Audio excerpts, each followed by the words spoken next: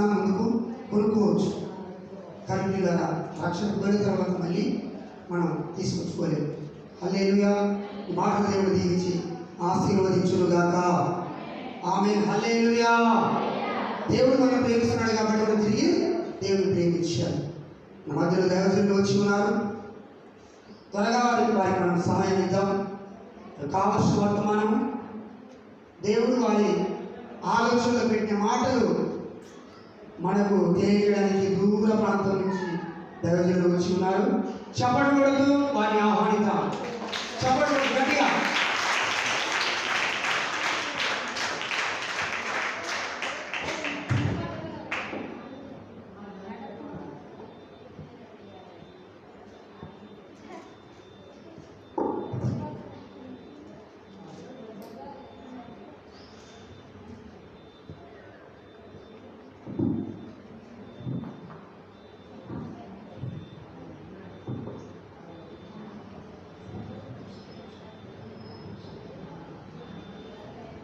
దేవునికి స్తోత్రం కలుగునుగాక. హల్లెలూయా. ఈరోజు నా చిన్న మనవి ఏమంటే, మీరు ఇటు వచ్చినా ఏం కాదు, కొద్దిగా మీరు ఇటు వచ్చినా కొద్దిగా అందరూ కలిసి కూర్చుంటే బాగుంటుంది.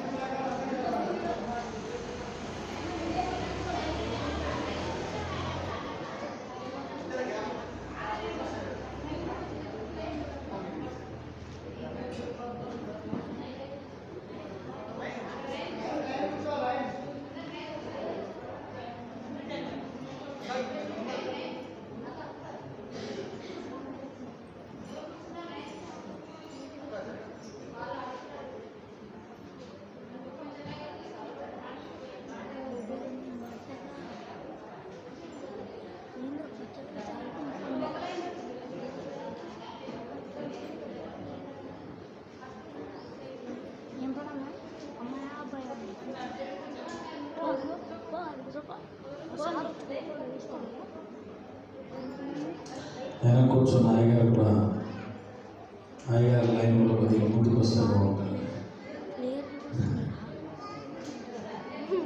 మీరు అందరూ కూడా చాలా కూర్చున్న వాళ్ళు చాలా అట్లే ముందుకు వేసుకోండి. చాలా అట్లే ముందుకు వేసుకోండి. అక్కడ కూర్చుంటే మీరు వాక్యం నిద్రపోతారు. కాబట్టి దేవుడు దీవించుగాక. Praise the lord. ఈ సంఘాన్ని దేవుడు దీవించుగాక.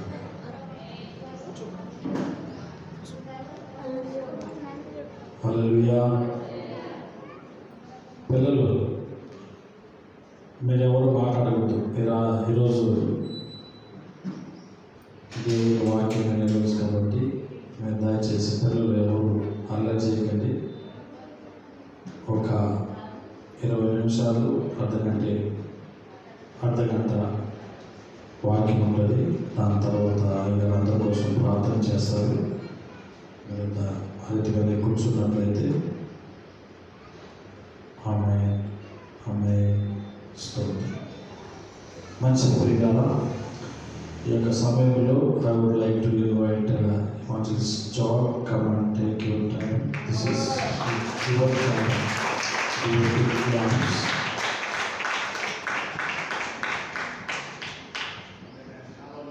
Hallelujah.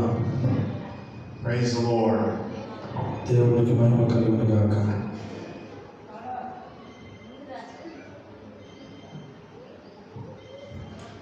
Lord, I thank you for touching every person. I thank you for leading అందరూ every కళ్ళు మూసుకుందామా? అందరూ ప్రార్థన చేసుకుందాం.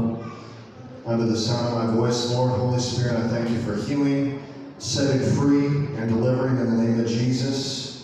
పరలోకమందున్న తండ్రి, ఈ సమయంలో మీరు ప్రతి ఒక్కరితో మీరు మాట్లాడండి, ప్రతి ఒక్కరిని మీరు తాకండి, ప్రతి ఒక్క సమస్య నుంచి విడిపించండి. వాక్యము ద్వారా వాళ్ళతో మీరు మాట్లాడమని ప్రార్థన చేస్తున్నాం. I thank you for healing hearts. I thank you for touching lives, Lord, in the name of Jesus. మనుషులను తాకుతున్నందుకు మీకు వందనాలు, స్వస్థపరుస్తున్నందుకు కూడా మీకు వందనాలు.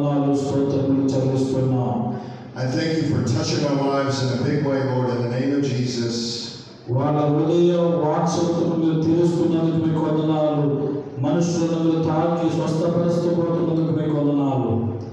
Amen. Hallelujah. And how many people know that Jesus is the Son of God? యేసు ప్రభువు దేవుని యొక్క కుమారుడు అని చెప్పి ఈ ఉదయకాలం ఎంతమంది నమ్మచున్నారు? And my text comes today from John 10, verse 36. Hallelujah. Hallelujah. యోహాను సువార్తలో 10వ అధ్యాయం 36వ వచనం చదువుకున్నట్లయితే అక్కడ తండ్రి కుమారుని ప్రతిష్ఠించి ఈ లోకానికి పంపినట్లు మనం చూస్తున్నాం. పంపిన వారిని దూషించడం మనం చూస్తున్నాం. చదవడం ఎవరైనా? తండ్రి ప్రతిష్ఠ చేసిన ఈ లోకములోనికి పంపిన వారితో నీవు దేవదూషణ చేయుచున్నావని చెప్పుదువా? చాలా. You say you are blaspheming to the one the Father set apart and sent into the world, because I said I am the Son of God. నేను కుమారుడిని నేనే పంపున్నాను.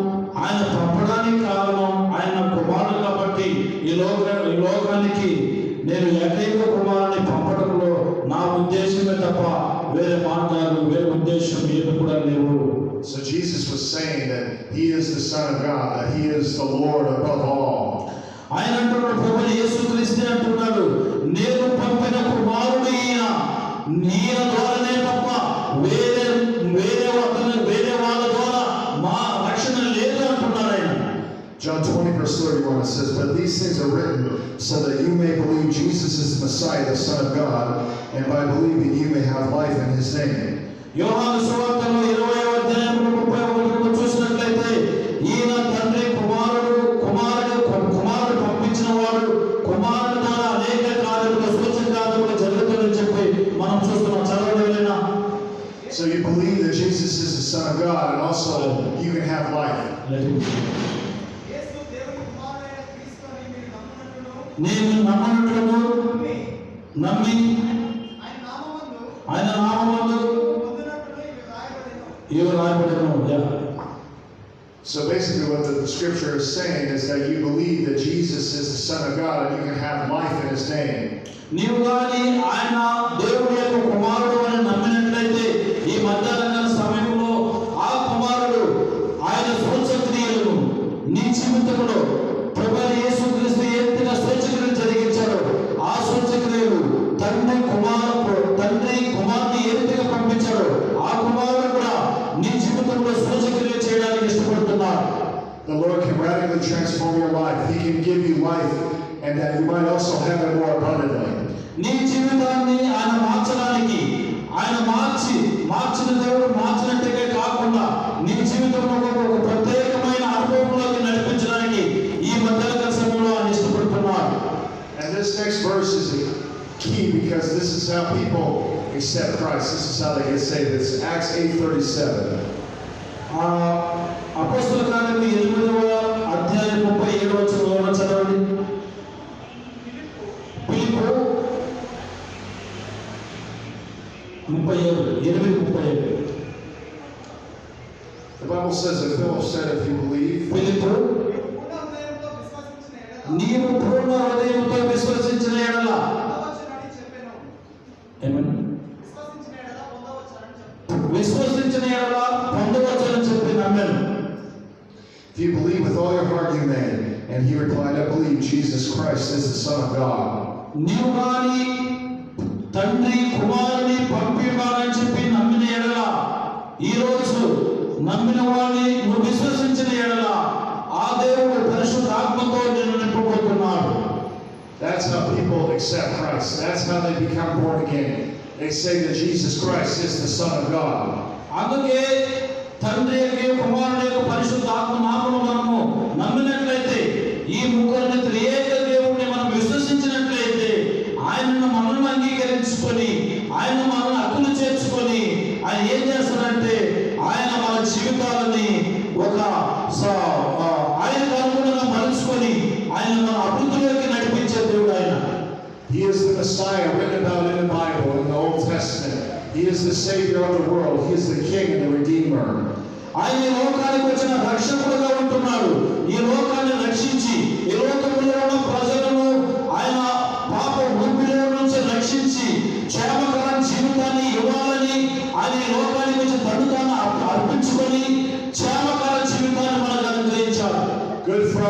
yesterday. You know what? Jesus was put in that grave on Good Friday. But you know what? He was about to be raised from the dead. Hallelujah. నిన్న మనము అందరూ కూడా good Friday ఉన్నాం. ఆయన సమాధి చేయబడ్డాడు. సమాధి చేయబడ్డా సిలువ వేశారా? ఏం వేశారు? ఆయన అడుగుతున్నాడు, సమాధి చేయబడ్డా సిలువ వేయబడ్డా? ఆమేన్. హల్లెలూయా. ఎప్పుడు సమాధి చేశాడు? ఈరోజు. ఆమేన్. Thank you, Jesus. Yes. Hebrews 6, verse 6. And who have fallen away. Hebrew రాసిన పత్రికలో 6వ అధ్యాయము 6వ వచనంలో చూసినట్లయితే దేవుని దివ్యవాక్యము రాబోయే యుగ సంబంధమైన శక్తుల ప్రభావమును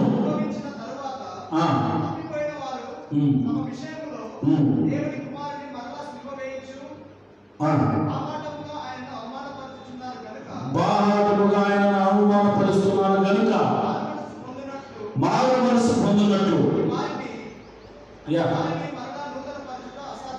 అటు వారిని నూతన పరచుట అసాధ్యము. And the Bible says, and who have fallen away because to their own harm they are crucifying the Son of God and holding him up to contempt. మనము పాప రూపంలో నుంచి రక్షించబడిన మనము మన జీవితం మార్చబడ్డ తరువాత మళ్ళీ పాపానికి లోకానికి దగ్గరైతే మనము మరలా దేవుణ్ణి సిలువ వేయబడినప్పుడు అటు వారిని మార్చడం అసాధ్యము. అటు వారి జీవితము అభివృద్ధి చెందడం అసాధ్యమని చెప్పి ప్రభు అంటున్నారు. The Bible is speaking about those who have received salvation and a gift of God and they have rejected it. ఎవరైతే రక్షించబడ్డారో రక్షించబడిన తర్వాత ప్రభువును తృణీకరించడం, ప్రభువుకు దూరమైపోవడం, అటువంటి వారిని మార్చడం చాలా కష్టతరం అంటున్నారు. The Bible says specifically this, that they promise freedom but they are full of corruption. Bible అంటున్నది మన జీవితంలో రక్షించబడిన తర్వాత లోకం నుంచి మనల్ని వేరుపరిచిన తర్వాత మనలో ఉన్న శక్తి దేవుడిచ్చిన శక్తి కాబట్టి దీన్ని నిలుపుకుంటే నీ యొక్క రక్షణ స్థిరముగా ఉంటుంది. So we must have correct doctrines. We must believe the Word of God. We must believe that there is a heaven and there is a hell. And Jesus came to save us and to deliver us. ఆయన ఈ లోకానికి ఎందుకు వచ్చాడంటే పాపములో ఉన్న మనల్ని, పాప ఊపిలో నాటుకుపోయిన మనల్ని,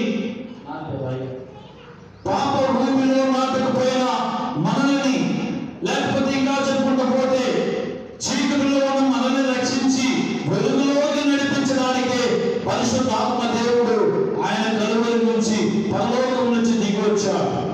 1 John 5, verse 5. మొదటి పత్రిక 5వ అధ్యాయం 6వ వచనం చదువుకుందామా? యేసు దేవుని కుమారుడు అని నమ్మువాడు తప్ప లోకమును జయించువాడు ఎవడు? చాలు. And who is the one who conquers the world but the one who believes that Jesus is the Son of God? ఇక్కడ మనం చూసినట్లయితే దేవుణ్ణి నమ్మిన వానికి లోకాన్ని జయించడము సాధ్యము. వారు లోకమునే కాదు ప్రతి శక్తిని కూడా జయించడము. ఎవరైతే పరిపూర్ణంగా రక్షించబడి విశ్వాసంలో బలంగా ఉన్నారో వారు లోకాన్ని రక్షిస్తారు, సాతాను శక్తులను రక్షిస్తారు. That's how we can overcome the world. Hallelujah. అటువంటి శక్తిని దేవుడు మనకిచ్చాడు. ప్రతి శక్తిని అధిగమించని శక్తిని దేవుడు మనకిచ్చాడు పరిశుద్ధాత్మ దేవుడు. We can overcome the world by the blood of the Lamb and the word of our testimony. ఆయన మన జీవితంలో ఒక సాక్షిగా నిలబెట్టడానికి ఈ భూమికి మనల్ని రక్షించాడు. What has God done for you? What about the first time the Lord ever touched your life in a special way? మొట్టమొదటిగా నీ జీవితంలో దేవుడు దేని గురించి పిలిచాడో దాన్ని నెమవేసుకొని ఆ సాక్ష్యం కలిగి భూమి మీద మనం జీవించాలి. You were going one way and then God radically transformed your life. God changed your life. నీవు ఒక దారిలో వెళ్ళాలనుకున్నప్పుడు ఈ దారి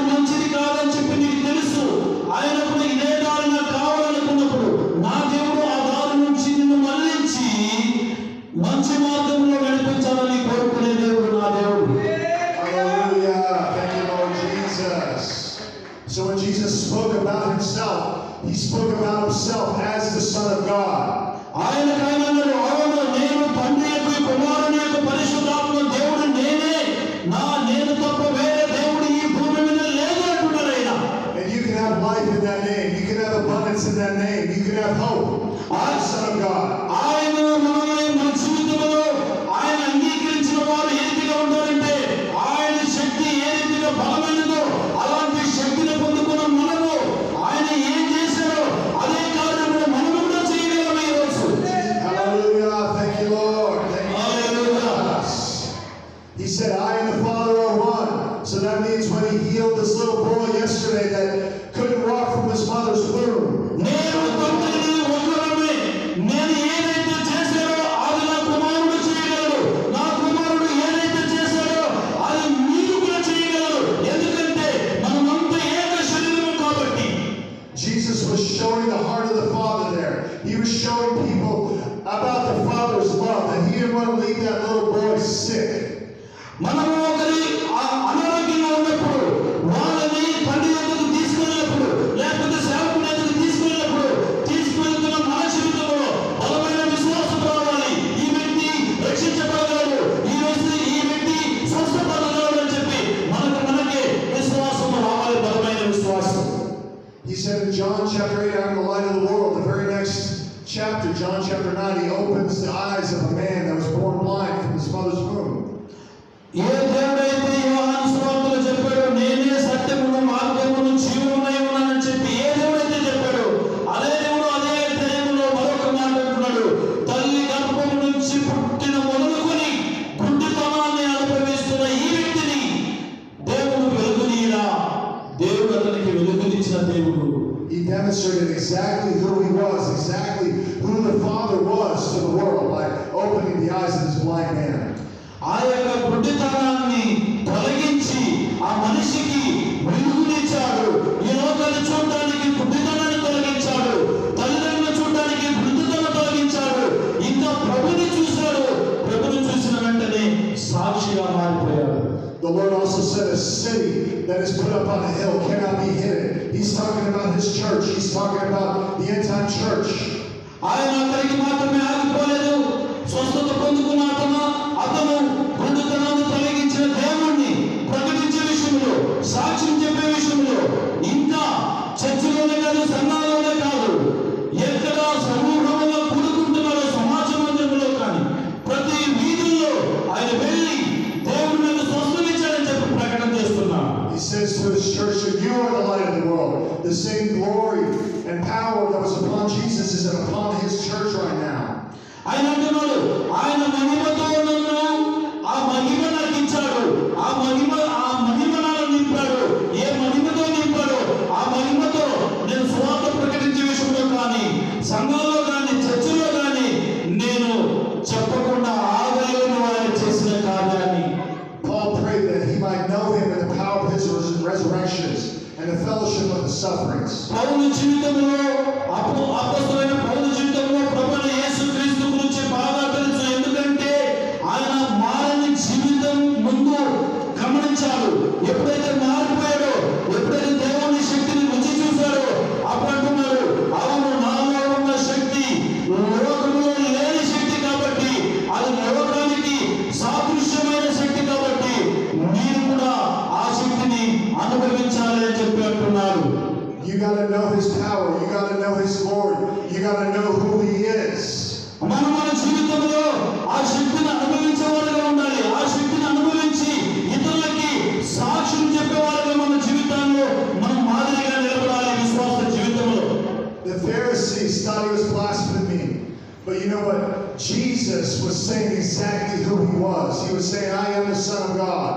ఆయన నీకు ప్రత్యక్ష పరిచి చెప్తున్నాడు, ఆ రోజుల్లో నేను ఎవరికైతే కనబడ్డానో ఈ రోజు అదే దేవుడై ఉన్నా, నేను మీకు కూడా కనబడగలను.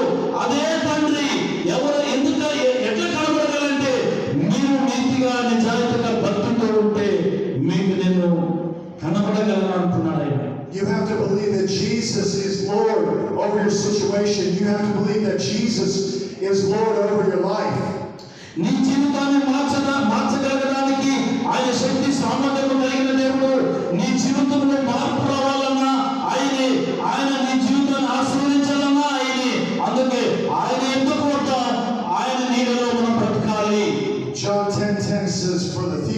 not but to steal, to kill, to destroy. But I have come that you might have life and have it more abundantly. యోహాను సువార్తలో ఈ రీతిగా వ్రాయబడినది, నేను ఈ లోకాన్ని పాడు చేయడానికి రాలే, లోకాన్ని లేకపోతే నాశనం చేయడానికి రాలే, ఈ లోకాన్ని రక్షించడానికే వచ్చిన దేవుడిని నేను అంటున్నాను. He wants to give you that abundant life. He wants to put his fire upon you. He wants to put his peace upon you.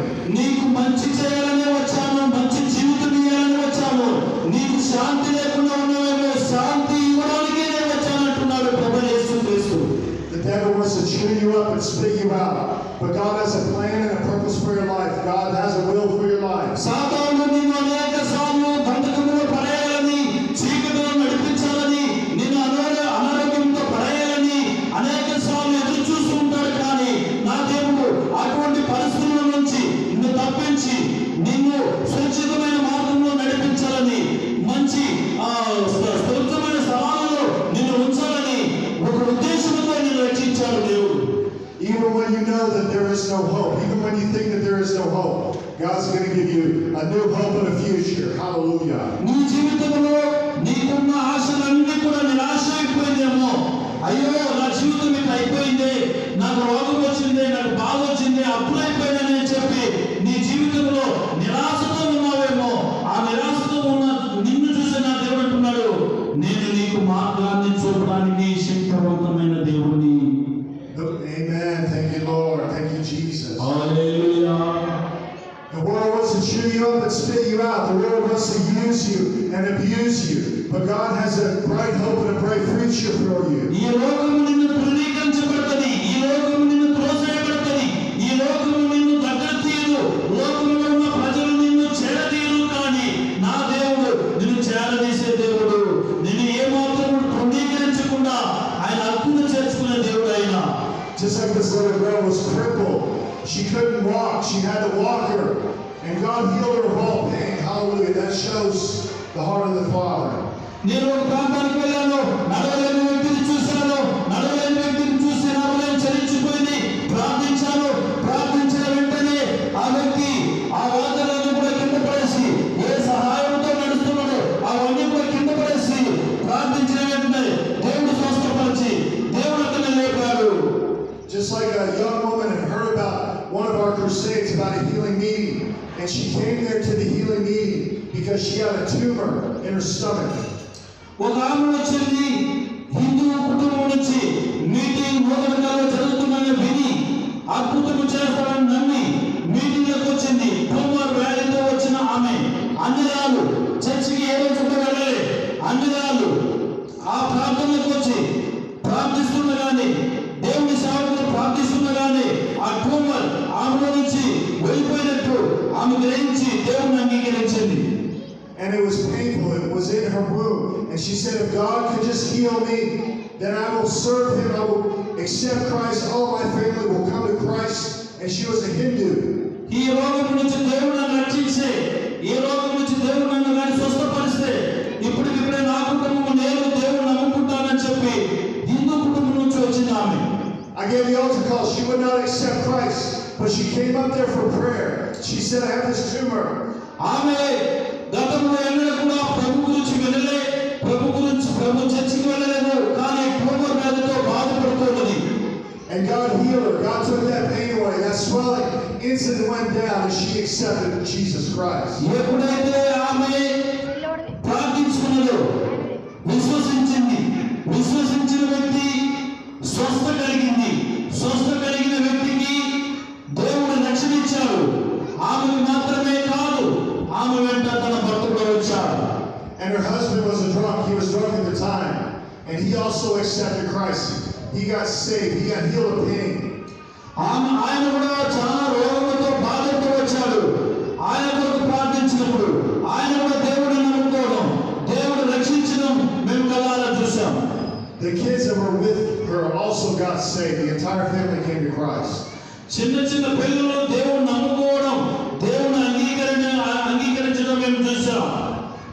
So you just never know what kind of work God is willing to do in your family. He's going to touch your family. నీ జీవితంలో, నీ కుటుంబ జీవితంలో ఎటువంటి బాధను అనుభవిస్తున్నావో, ఎటువంటి సమస్యలను ఎదుర్కొంటున్నావో నాకైతే తెలియదు. కానీ నా దేవుడు నీ సమస్యలను దూరం చేయడానికి సమర్థవంతమైన దేవుడు. I'm just here to high above your situation. He's high above everything that you're facing. నీ సమస్యల కంటే ఆయన గొప్ప దేవుడు, నీ బాధల కంటే ఆయన గొప్ప దేవుడు. ఎందుకంటే ఆయన వల్ల కానిది, అసాధ్యమైనది ఏది లేదు ఈ భూమి మీద. You have to trust him with your entire life. You cannot leave a part of your heart that's not open to the Lord. You have to surrender. నీవు నీ జీవితంలో ఈ రోజు దేవుడికి సమర్పించుకున్నట్లయితే, దేవుడు అయా నా కుటుంబాన్ని రక్షించాలి, నా కుటుంబం దీవించబడాలని నీవు సమర్పించుకున్నట్లే ఈ రోజు అయితే దేవుడిని రక్షించడానికి సమర్థవంతుడు. The Bible says, trust in the Lord with all your heart. In all your ways acknowledge him. And నీ పూర్ణ హృదయంతోను, నీ పూర్ణ ఆత్మతోను, శక్తితోను దేవుని నమ్ముకోవాలి. దేవుని ఆశ్రయించినట్లయితే ఆయన నీ ఎత్తుకు వస్తాడు ఈ రోజు. he wants us to acknowledge him. He wants us to be with him. He wants us to love him. ఆయన మనల్ని ప్రేమించడానికి ఇష్టపడే దేవుడు. ఆయన మనల్ని దగ్గర తీసే దేవుడు. మనల్ని హత్తుకోవడానికి, హత్తుకొని మనం విడిచిపెట్టిన దేవుడుగా ఉంటున్నాడు ఆయన. He has a plan and a purpose for your life. It's not what the enemy has planned. He has a different plan. నీ జీవితంలో ఒక ఉద్దేశం కలిగి ఉన్నాడు. నీ జీవితంలో ఒక మార్గాన్ని, నూతన మార్గంలో ఆయన తెరవబోతున్నాడు. ఎందుకంటే నీ జీవితం ఆయనకు సమర్పించినట్లయితే ఆయన నీ జీవితంలో గొప్ప కార్యము చేయడానికి ఇష్టపడే దేవుడు ఆయన. He has a divine purpose for your plan. No one else on this planet can find the plan that he has for your life. He has a divine purpose for your life. నీ జీవితంలో ఒక దైవిక మార్గము కలిగి ఉన్న దర్శనం కలిగి ఉన్నాడు ఆయన. దైవికమైన దర్శనము చూపించాలని, మార్గము చూపించాలని ఇష్టపడుతున్నాడు ఆయన. He said that for I know the plans I have for you, declares the Lord, plans to prosper you and not to harm you, to give you a hope in the future. అయ్యా నా జీవితంలో నా బిడ్డలకి ఆ భవిష్యత్తు లేదే, నా కుటుంబంలో మేము అనగారిపోతున్నాము, అయ్యా మాకు ఎటువంటి ఎదురు చూసినా సమస్యలే ఉన్నాయని చెప్పి ఈ రోజు బాధపడుతున్నామేమో. God wants to give you a hope in the future. God wants to give you abundant life. God wants to give you his peace. దేవుడు నీకు ఈ మధ్యాహ్న సమయంలో దేవుడు మంచి మార్గం ఇవ్వబోతున్నాడు, మంచి జీవితాన్ని ఇవ్వబోతున్నాడు, మంచి ఆశీర్వాదాన్ని నీ ముందుకు ఉంచబోతున్నాడు. ఎందుకంటే ఆయన నిన్ను పట్టుకున్నాడు కాబట్టి. You have to experience his fire. You have to have that encounter with God. And many people have never had that encounter. నీ జీవితంలో ఇంతకు ముందు ఎన్నడూ చూడనట్టు మార్గాలను నువ్వు దేవుడు తెరవబోతున్నాడు. అద్భుతము దేవుడు జరిగించబోతున్నాడు. ఎందుకంటే నీవు ఆయన శత్రువు కాబట్టి. My pastor talked about this encounter that he had with God. He could not function for 3 days. He just spoke in tongues. ఆయన మా సంఘములో మా దైవ సేవకులు ఒకసారి ప్రార్థిస్తున్నప్పుడు నేను 3 రోజులు కూడా ఆ భాషలతో మాట్లాడలేకపోయినాను. ఒకరోజు దేవుని సేవకులను ముట్టుకుని ప్రార్థిస్తున్నప్పుడు అద్భుతం జరిగింది నా జీవితంలో. I tried to do everything he said to do. I tried to cry out to God in the same way. Nothing happened. నేను నా జీవితంలో ఏడుస్తున్నాను, అయ్యా నాది ఇంకా నా జీవితంలో ఇంకా నేను అద్భుతం చూడలేదని చెప్పి ప్రార్థిస్తున్నప్పుడు పరిశుద్ధాత్మ దేవుడు ఉన్నట్టుండి నా మీదకి వచ్చి నేను చూశాను. I was able to lead people to the Lord, but most people I had prayed for, 99% of them never received a miracle from God. ఆ రోజు నేను దేవుని శక్తి నా మీదకి వచ్చింది. ప్రార్థించగానే దైవసేవకులు ప్రార్థించగానే భాషలతో మాట్లాడటం, దేవుని శక్తిని పొందుకున్నాను. అక్కడి నుంచి మొదలైన నా యొక్క పరిచర్య ప్రార్థిస్తున్నప్పుడు అనేక మంది దేవుని శక్తిని పొందుకోవడం, ఈ స్వస్థతను వెళ్ళడం నేను కళ్ళారా చూసుకుంటూ వస్తున్నా. How many people know you can pray for a lot of people in 8 years? Raise your hand. అనేక సంవత్సరాలుగా నేను రోగంతో బాధపడుతున్నాను వారి చేతులమ్మా. But it was in 2006 that the Lord really began to touch my life and impact my life. The Lord transformed my life.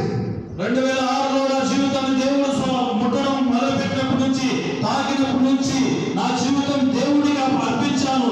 దేవుడి సేవలో వాడబడాలని నేను తీర్మానం చేసుకున్నాను. I was in a service just like this service, and the person said, "You're being disobedient to God. You need to come to the front. You need to repent. You need to get things right with God."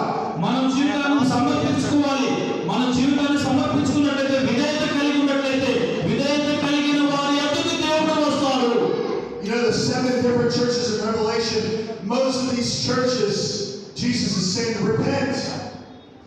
ఆ దేవుడు అంటున్నాడు, మార్పు లేని ఓ జనాంగాన్ని చూసి దేవుడు అంటున్నాడు, నీవు మార్పు లేకుండా ఉన్నవా, ఇంకా దేవుడికి దూరంగా ఉన్నవా, వదిలిపెట్టినా మారు మనసు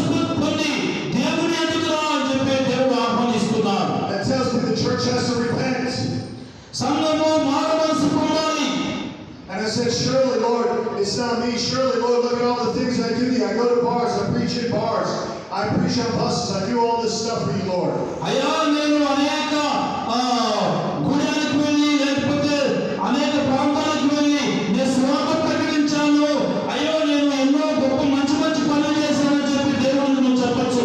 How many people know that if you tell God a list of stuff that you've done, He's not going to be impressed? నా మంచితనాన్ని బట్టి నేను చేసిన మంచిని బట్టి నేను రక్షించబడ్డాను అని చెప్పి ఎంతమంది అనుకుంటున్నారు ఈ మధ్యాహ్న సమయంలో? If you tell God a list of what you've done, then He's going to tell you a list of what He's done, and that list is bigger. నీవు చేసిన మంచి పనికి నువ్వు రక్షించబడలేదు, లేకపోతే నువ్వు ఈ రోజు ఉండలేదు.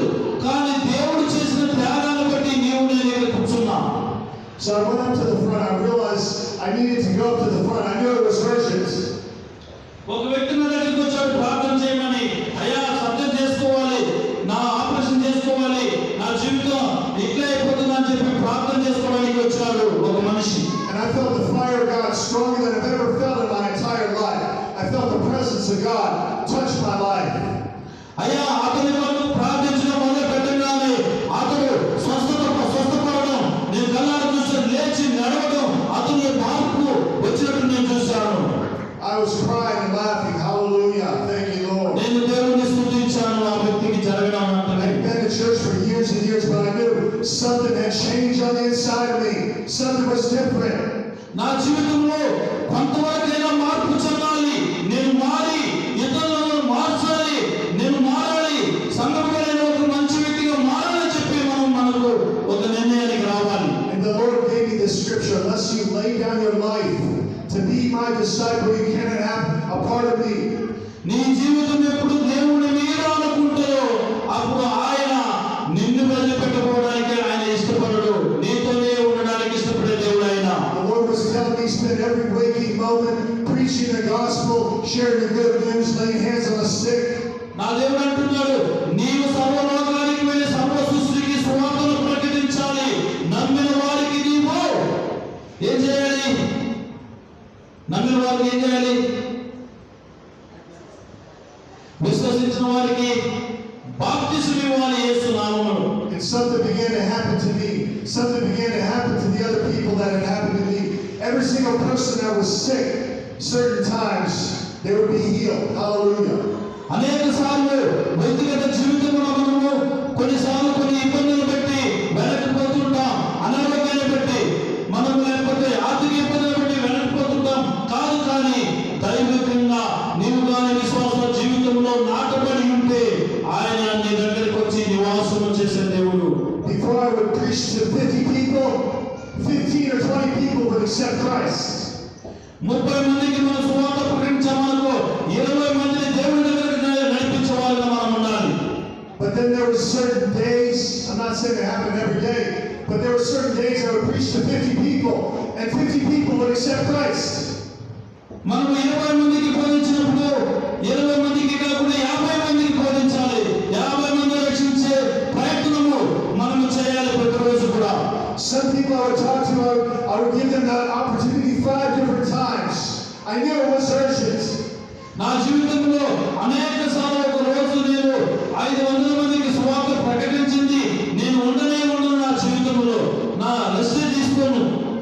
He had broken his foot, this one guy, and God healed him of all pain. Hallelujah. He walked without pain. స్వస్థ లేని వారి కొరకు ప్రార్థించినప్పుడు స్వస్థపరచడం, నడకలేని వారి కొరకు ప్రార్థించినప్పుడు నడకడం నా కళ్ళారా చూశాను.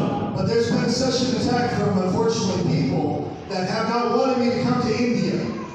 అందుకే నేను ఇండియాకి ఎందుకు వచ్చానంటే ఇలాంటి వారి కొరకు ప్రార్థించడానికి, బాగలేని వారికి సువార్త అందించాలని, లేకపోతే మా సిగ్గుల వారికి సువార్త అందించబడాలని ఈ యొక్క దేశానికి నేను వచ్చాను, ఇండియాకి. How many people know people will discourage you? They will talk you out of the call. మనుషులు మనల్ని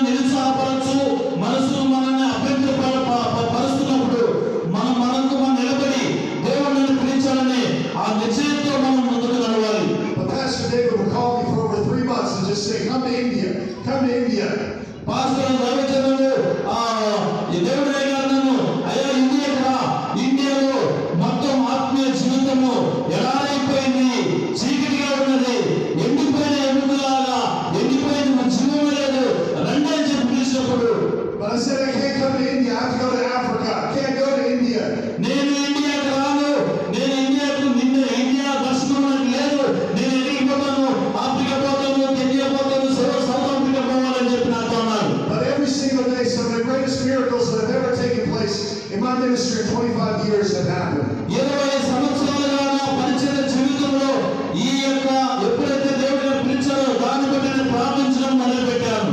For the last 2 weeks, cripples have walked, blind have seen, deaf have heard, and people that could not speak, the mute have been able to speak. ప్రార్థించిన దేవుడు పొమ్మంటేనే వచ్చాను. వచ్చిన తర్వాత గుడ్డివారు చూస్తున్నారు, చెవిటివారు వింటున్నారు, అనేక నడలేవారు నడుస్తున్నారు. ఇలాంటి కార్యములు దేవుడు దైవజనుల ద్వారా చేస్తూ వస్తున్నారు. So what will our Savior do for you? What is our God going to do for you today? ఎందుకు నీ జీవితంలో దేవుడు కార్యములు జరిగించడు ఈ యొక్క మధ్యాహ్న సమయంలో? And if you're not born again, I want to encourage you to say this prayer after me, okay?